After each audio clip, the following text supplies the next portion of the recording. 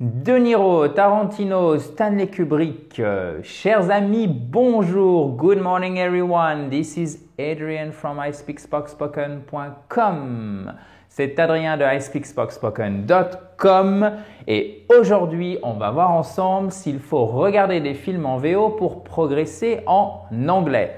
Alors très souvent, je remarque que lorsque vous apprenez l'anglais, une des premières choses auxquelles vous pensez pour améliorer votre compréhension, votre prononciation, tout en passant du bon temps, c'est le premier réflexe de regarder, quasiment le premier réflexe de regarder des films en anglais. Alors est-ce que je le regarde avec des sous-titres en français, sans sous-titres, avec des sous-titres en anglais? On va voir ça tout de suite. Mais finalement, est-ce que c'est vraiment une bonne idée? On va voir ça dans un instant. En attendant, vous êtes libres, chers amis, de télécharger le kit complet pour vous remettre ou pour apprendre tout simplement l'anglais en cliquant sur le i en haut à droite, nous rejoindre sur Facebook et si ce n'est pas encore fait, vous abonner à cette fabuleuse chaîne YouTube sur le i en haut à droite ou en cliquant directement sur le bouton rouge. Alors, est-ce qu'il faut regarder des films en VO pour progresser en anglais? Eh bien, en fait, je vais vous faire une réponse mi-figue, mi-raisin. Vous allez voir, oui et non. Alors, oui, pourquoi? Eh bien, tout simplement, ça dépend de votre niveau. Si vous avez déjà un bon niveau, si par exemple, vous vous sentez à l'aise pour comprendre au moins le sens général d'une conversation facile en anglais, vous pouvez directement regarder des films, mais sachez que c'est loin d'être le plus facile en fait. C'est beaucoup plus simple par exemple de progresser en anglais grâce à la musique, grâce aux chansons, des chansons comme les Beatles qui sont des chansons simples. Ce sera plus facile pour vous parce que ce sont des formats courts, 3, 4, 5 minutes par exemple avec de l'anglais vraiment simple, d'accord?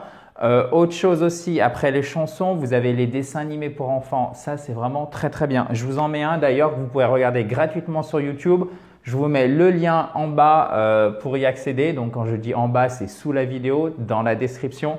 Vous pouvez regarder ce dessin animé qui est très bien. Ça s'appelle Martha Speaks. Hop, donc Martha parle. Donc c'est pour, je dirais, enfants de moins de 10 ans et vous verrez, c'est du vocabulaire simple, les épisodes sont sympas. Et si vous ne sentez pas à la hauteur, si vous sentez que vous avez un niveau d'anglais, je dirais pudiquement incertain, peut-être trop faible pour vraiment profiter de l'écoute d'un film, commencez par la chanson, commencez par les dessins animés. Donc c'était pour ça que c'est oui ou non. Donc ça dépend de votre niveau, je vous laisse arbitrer. Mais vous pouvez regarder des dessins animés comme ça, c'est très sympa et j'espère d'ailleurs que vous êtes resté un grand enfant.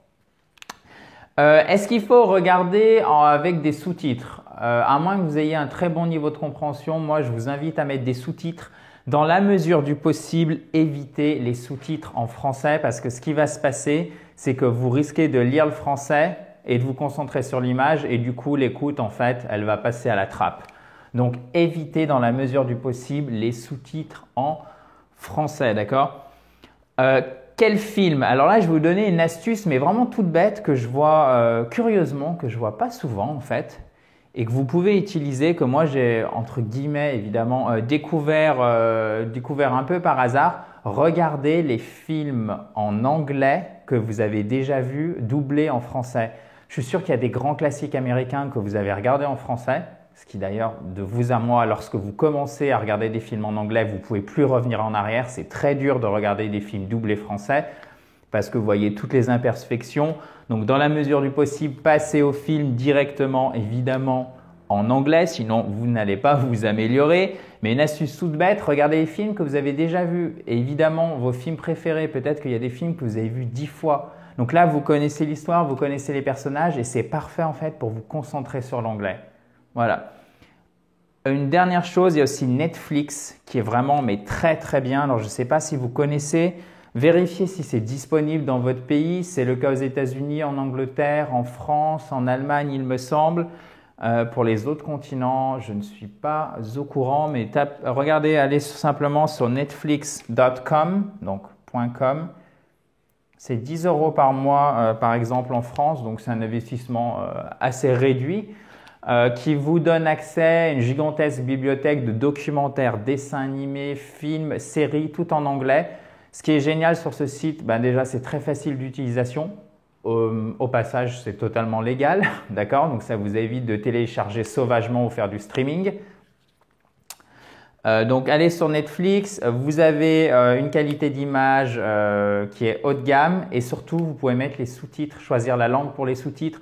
Donc évidemment, moi je vous invite à les mettre en anglais, mais c'est possible de les mettre en portugais du Brésil, en anglais, en allemand, en français il me semble et peut-être encore une autre langue, mais ça vous donne déjà en espagnol aussi.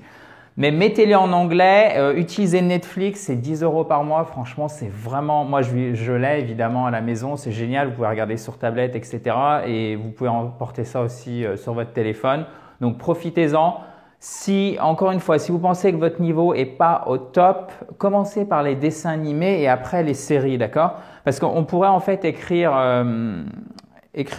comme ça, c'est-à-dire qu'en premier, vous pouvez faire la chanson, regardez. Hop, musique.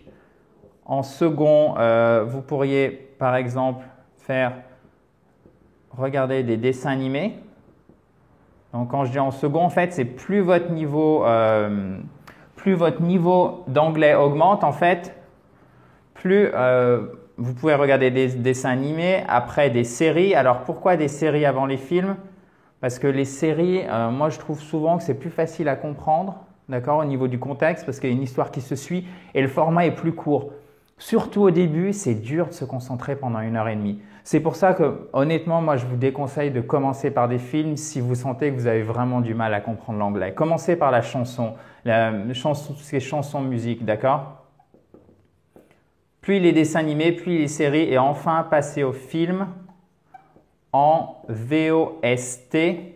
Donc en version sous-titrée, mais pas en VOST-FR, c'est-à-dire avec les sous-titres en français.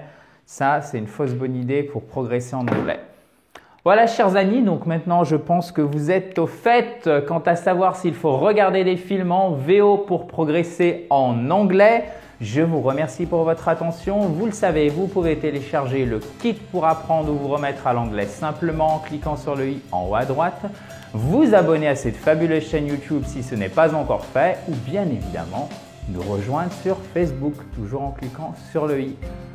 On se retrouve très vite pour une prochaine vidéo. Vous le savez, si vous avez une remarque, if you have any comment, please write below. Si vous avez le moindre commentaire, écrivez juste en dessous la moindre remarque et j'y répondrai rapidement. Guys, enjoy the rest of your day and take care. Bye bye.